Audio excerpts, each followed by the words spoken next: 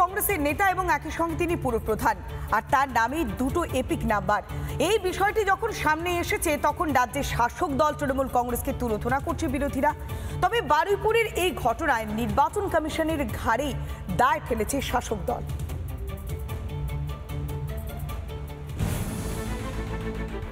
এক ব্যক্তির নামে দুটি এপিক, এসআইআরেও ফর্ম এলো দুটি। তিনি আবার যে সে ব্যক্তি নন, বারুইপুর পুরসভার 4 বারের চেয়ারম্যান। এমনই কাণ্ডে জোর শোরগোল, রাজনৈতিক তরজাও তুঙ্গে।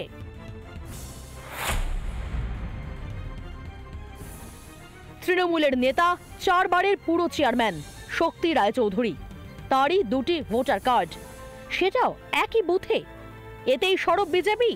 তাদের বক্তব্য, পুরো প্রধানেরই যদি দুটো ভোটার কার্ড থাকে তাহলে রাজ্যের কোনায় কোনায় আরো কত কি হয়ে আছে কে জানে।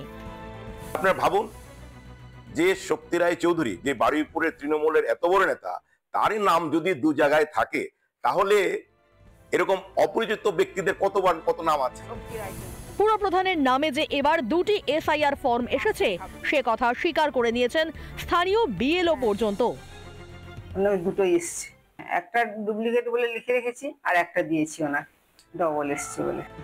পুরো চেয়ারম্যানের দুটি এপিক, এ নিয়ে এলাকায় শোরগোল। তৃণমূল অবশ্য যাবতীয় দোষ কমিশনের ঘাড়ে চাপাতেই ব্যস্ত। ভোটার লিস্টে নাম তোলার ব্যবস্থা করেছে নির্বাচন কমিশন, সুতরাং এটা নির্বাচন কমিশনের ব্যর্থতা। এবারে যদি কারোর দুটো জায়গাতে নাম থাকে, নির্বাচন কমিশন একটা জায়গা থেকে নাম বাদ দেবে, একটা জায়গাতে নাম থাকবে।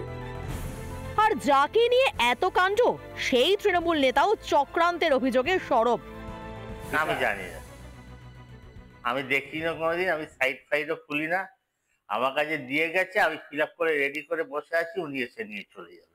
মানে আপনার দলের যেসব কর্মীরা এই ধরনের না তারা কোনোদিন বলে, তারাও জানতে পারেন না। পুরোটাই আপনার মনে হয় ষড়যন্ত্র। ষড়যন্ত্রের শিকার হবো যদি এরকম থাকে। এটা ভারতীয় জনতা পার্টির একটা ষড়যন্ত্র করে একটু নোংরামো করছে। রাজ্যের ভোটার তালিকায় ভুরি গড়মিল, ভুয়ো ভোটার, ভুতুড়ে ভোটারের ছড়াছড়ি, নেতার নামেও দুটি এপিক। এভাবেই কি তবে ভোটে জিতে ক্ষমতায় রয়েছে তৃণমূল? এই কারচুপিগুলি ধরা পড়ে যাবে বলেই কি প্রথম থেকে এসআইআর এ যত আপত্তি তৃণমূলের? রিপাবলিক বাংলা। নানা ধরনের কন্টেন্ট দেখার জন্য লাইক করুন, শেয়ার করুন আমাদের ফেসবুক পেজ, সাবস্ক্রাইব করুন আমাদের ইউটিউব চ্যানেল। পাশাপাশি অন্যান্য ব্রেকিং নিউজের জন্য অবশ্যই চোখ রাখুন রিপাবলিক বাংলায়।